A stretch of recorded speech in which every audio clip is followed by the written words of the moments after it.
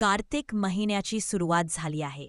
ही वेळ आहे शांततेची, भक्तीची आणि आत्मशुद्धीची. पण सर्वात महत्त्वाचं म्हणजे ही वेळ आहे श्री विष्णू आणि माता लक्ष्मी यांच्या दिव्य संगतीची. या महिन्यात जे कोणीही भक्त मनापासून दीपदान करतात, त्यांच्या घरात लक्ष्मी कधीच घर सोडून जात नाही असं शास्त्र सांगतं. आज आपण जाणून घेणार आहोत एक दिवा, फक्त एक दिवा कसा असतो की तो घराचं नशीब बदलतो, वास्तुदोष नाहीसा करतो आणि धन, आरोग्य, शांतता सगळं एकत्र आणतो. सकाळी लवकर उठा. पहाटेच्या तो वेळ जेव्हा आकाशात अजूनही हलकीशी अंधुक चांदणी दिसते, हवेचा गारवा, पक्ष्यांचा हलका गाळं आणि त्या वेळेला मनातली एक साधी प्रार्थना, हे श्री विष्णू, हे माता लक्ष्मी, माझ्या घरात तुमचा दिवा कायम उजळत राहो. हा क्षण आहे कार्तिक महिन्याचा सर्वात पवित्र आरंभ. या महिन्याच्या वैशिष्ट्य इतकं मोठं आहे की देवतासुद्धा या काळात पृथ्वीवर उतरतात. कार्तिक महिना म्हणजे दिव्य ऊर्जेचा प्रवाह. या महिन्यात केलेला प्रत्येक पूजन, प्रत्येक मंत्र, प्रत्येक दिवा ते देवांना थेट पोहोचतो. आपल्या पूर्वजांनी नेहमी सांगितलं, कार्तिक महिना म्हणजे श्री हरिविष्णूचा महिना. या काळात विष्णू भगवान क्षीरसागरात निद्रेत असतात आणि कार्तिक शुद्ध एकादशीला त्यांच्या जागरणाचा क्षण येतो. त्या दिवसापासूनच पुन्हा सृष्टीमध्ये चैतन्य येतं. पण लक्ष्मी माता ती या महिन्यात कधीच एकटी नसते, श्री हरीच्या संगतीत असते आणि म्हणूनच या काळात विष्णू लक्ष्मी पूजन केल्याने अखंड सुखसमृद्धी प्राप्त होते. आता तुम्ही विचाराल, फक्त एक दिवा, एवढ्याने खरंच काही बदल होतं का? हो, होतं. पण तो दिवा योग्य पद्धतीने, योग्य भावना आणि श्रद्धेने लावला पाहिजे. कारण हा दिवा फक्त तुपाचा नाही, हा दिवा आहे विश्वासाचा, प्रार्थनेचा आणि लक्ष्मीच्या स्थैर्याचा. जेव्हा तुम्ही हा दिवा लावता तेव्हा त्यातून निघणारी प्रत्येक किरण तुमच्या घरातील नकारात्मकता शोषून घेते. अंधार असो वा संकट, त्या प्रकाशाने सगळं विटून जातं. तर पाहूया काय आहे तो एक दिवा उपाय जो कार्तिक महिन्यात केल्यास घरात लक्ष्मी स्थिर राहते. पहाटे उठल्यानंतर स्नान करा, मन शांत ठेवा, घरातील देवघर स्वच्छ करा आणि शक्य असल्यास देवघराच्या समोर तुळशीच्या रोप ठेवा. तुळस ही फक्त वनस्पती नाही, ती श्री हरी विष्णूची पत्नी लक्ष्मीची सख्खी स्वरूप आहे. तिच्या पानांमध्ये ब्रह्मांडाचा जीवन आहे असं म्हटलं जातं. आता घ्या एक शुद्ध तुपाचा दिवा, त्या दिवात 4 वात्या ठेवा. पूर्व, पश्चिम, उत्तर, दक्षिण दिशांना 4 दिशांमध्ये प्रकाश पसरावा. त्या दिवात जर तुम्ही तुळशीचं पान ठेवून लावलं तर तो दिवा थेट श्रीहरी विष्णूला अर्पण होतो. तेव्हा म्हणायचं, ओम नमो नारायणाय किंवा ओम लक्ष्मीनारायणाय नमः. हा मंत्र दिवा लावताना उच्चारला त्या क्षणी लक्ष्मी माता आणि विष्णू भगवान दोघेही तुमच्या घरात प्रवेश करतात. एक छोटी गोष्ट सांगते. एका छोट्या गावात एक वृद्ध स्त्री राहत होती. तिचं नाव होता सावित्रीबाई. दर कार्तिक महिन्यात ती पहाटे उठून तुळशीच्या पायाशी एक दिवा लावत असे. तिच्या घर अगदी साधा, छोटंसं होता, पण आश्चर्य म्हणजे तिच्या घरात कधीही कमतरता भासत नसे. ना पैशाची, ना अन्नाची, ना आनंदाची. गावातील लोक विचारतं, अगं सावित्रीबाई, तू काय जादू करतेस? ती हसायची आणि म्हणायची, मी काही करत नाही, माझा दिवा बोलतो. तो दिवा तिच्या देवाशी संवाद होता. ती रोज म्हणायची, हा प्रकाश माझ्या घरात नाही, माझ्या मनात उजळो. आणि खरंच तिचं जीवन प्रकाशमान झाला. असं आहे हे दीपदान. हा उपाय म्हणजे आपल्या आत्म्यातील श्रद्धेचा दिवा पेटवणे. कार्तिक महिन्यात रोज रात्री तुळशीच्या पायाशी दिवा लावायचा. एकच दिवा पुरेसा आहे. तो दिवा शुद्ध तुपाचा असावा आणि शक्य असल्यास कापसाची वाती असावी. त्या दिव्याचं तूप स्वतः घरी तयार केलेलं असेल तर सर्वश्रेष्ठ. दिवा लावीन तुम्ही म्हणावं, ओम दीपज्योतिषे नमः. अर्थ, हा प्रकाश जो परमेश्वराचं रूप आहे, माझं जीवन उजळो. काही लोक विचारतात, दिवा कुठल्या दिशेला लावावा? तर दिवा नेहमी पूर्वेकडे तोंड करून लावावा. पूर्व म्हणजे सूर्योदयाची दिशा. त्या दिशेला प्रकाश जाणं म्हणजे नव्या सुरुवातीकडे चाल. जर तुळशीचं रोप घराच्या अंगणात असेल तर तिथेच दिवा लावा आणि 3 प्रदक्षिणा घाला. पहिली प्रदक्षिणा आपल्या मनातील अंधार दूर करण्यासाठी, दुसरी घरात सुखसमृद्धी आणण्यासाठी, तिसरी जगात शांती स्थापन व्हावी म्हणून. दिवा लावताना लक्षात ठेवा, त्यावेळेला मनात कोणताही नकारात्मक विचार येऊ देऊ नका. राग, दुःख, असूया हे सगळं त्या क्षणी दूर ठेवा, कारण दिवा ही भावना ओळखतो. जर तुम्ही प्रेमाने कृतज्ञतेने दिवा लावलात तर तो तुमचं आयुष्य उजळवतो. पण जर तुमच्या रागात नुसत्या परंपरेसाठी लावला तर तो फक्त मेणाचा तुकडा ठरतो. शास्त्र सांगतं, कार्तिक महिन्यातील दीपदान म्हणजे अंधकारातून प्रकाशाकडे नेणारा प्रवास.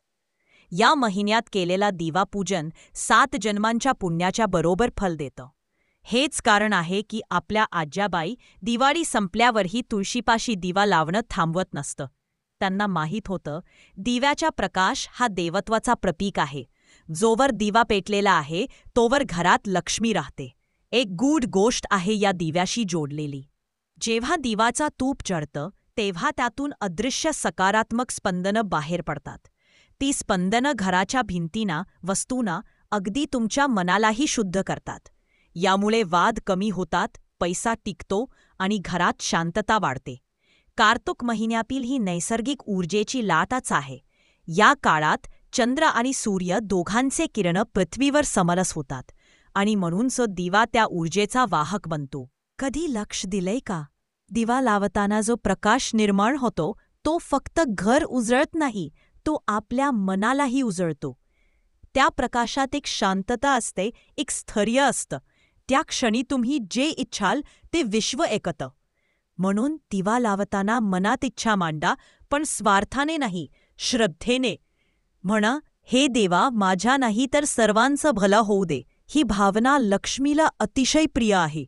जेव्हा तुमच्या मनात परमार्थाची भावना येते तेव्हा लक्ष्मी माता कायमची घरात स्थिर होते. कार्तिक महिन्यातील दीपदानाचा आणखी एक अर्थ आहे अंधारावर विजय मिळवणे. पण हा अंधार म्हणजे फक्त रात्र नव्हे, तो आपल्या मनातील संशय, भीती, अहंकार, लोभ यांचा अंधार आहे. दिवा म्हणजे आत्मशुद्धीचं प्रतीक. जेव्हा तुम्ही रोज तुळशीपाशी दिवा लावता तेव्हा तुम्ही प्रत्यक्षात स्वतःच्या मनाचं शुद्धीकरण करत असता. हा उपाय घरासाठी नाही, तो तुमच्यासाठी आहे, पण त्याचा परिणाम संपूर्ण घरावर होतो. पहा, लक्ष्मी माता म्हणजे फक्त संपत्ती नव्हे, ती म्हणजे संतुलन, सौंदर्य, दया आणि प्रेम. जेव्हा तुम्ही दिवा लावता तेव्हा लक्ष्मी माता त्या प्रकाशात प्रकट होते, तुमच्या मनात, तुमच्या घरात, तुमच्या विचारात.